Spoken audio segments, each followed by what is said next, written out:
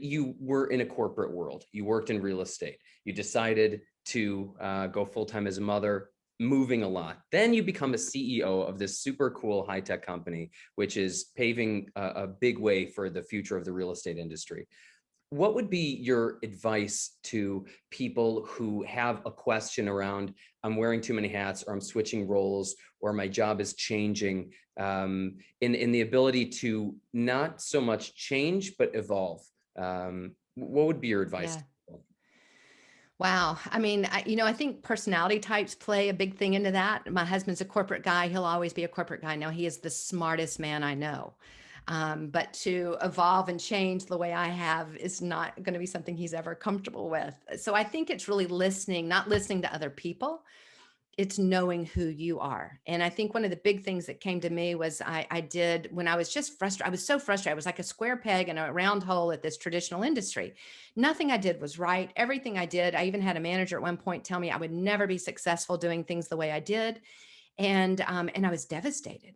Um, and so I was talking to a friend of mine. She's a strength finders coach. Her name is Joanna Wiesinger.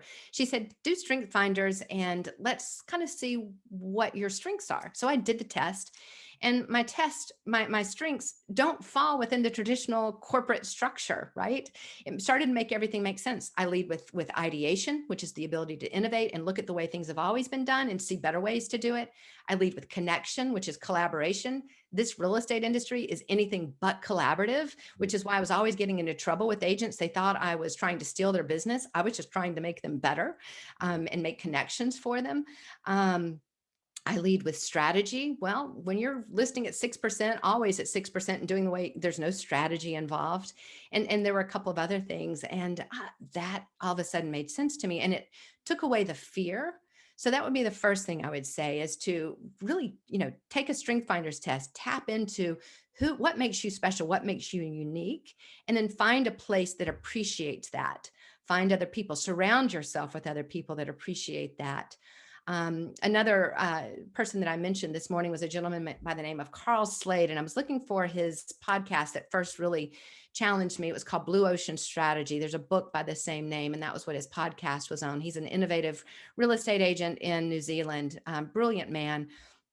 And he just talks about, create your own blue ocean. Don't try to be like everybody else. And in the real estate industry, that's key. Define who you are, your niche. And that would be for any industry, whether you're an insurance salesman, a car salesman.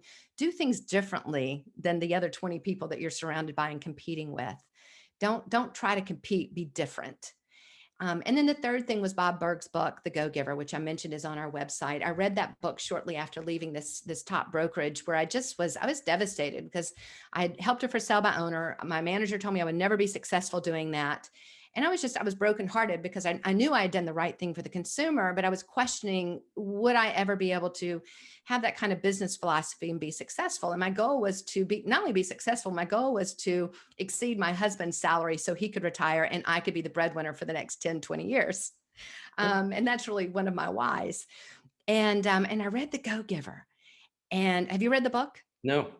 Okay. Next on your list. Okay. And Bob Burg's a great interview too. I've interviewed him on my podcast. And I realized that the way I approach business is actually a successful business philosophy. And that gave me the ability, that gave me the courage to do things differently, to listen to what Carl Slade was saying and go, you know what, he's built a successful business going against the norms. And it also gave me the ability to look at somebody like Bobby Bryant and go, yeah, he doesn't look like any of these other brokerages out here. He's doing something kind of scary. It's go big or go home. But you know what? I'd rather try and fail than not have tried. Again, that goes back to the personality types. You have to have that type of personality. You have to play within where you are on the edge of being comfortable. You don't want to go too outside of your comfort zone because you won't be successful, but you need to be outside of your comfort zone.